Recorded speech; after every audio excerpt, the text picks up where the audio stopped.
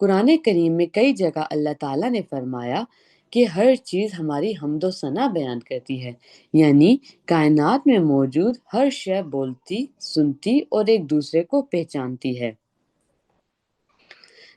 سورہ بنی اسرائیل آیت نمبر 44 میں ارشاد ہے، ترجمہ: ساتوں آسمان اور زمین اور وہ ساری چیزیں اللہ کی عظمت بیان کر رہی ہیں جو آسمان و زمین میں ہیں۔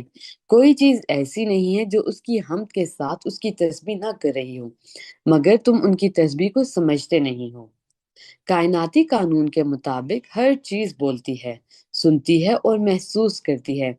کنکریوں نے جب کلمہ پڑھا تو اس کا مطلب یہ ہوا کہ کنکریاں اس بات کا شعور و شہود رکھتی ہیں کہ حضور پاک صلی اللہ علیہ وسلم نبی برحق ہیں، اور اس کی بنیاد یہ ہے کہ حضور صلی اللہ علیہ وسلم عالمین میں موجود ہر شے کے لیے رحمت ہیں۔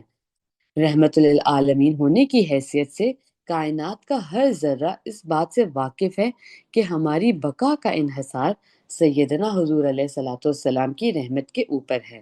صلی اللہ تعالی علی حبیبہ محمد و آلہ وسلم۔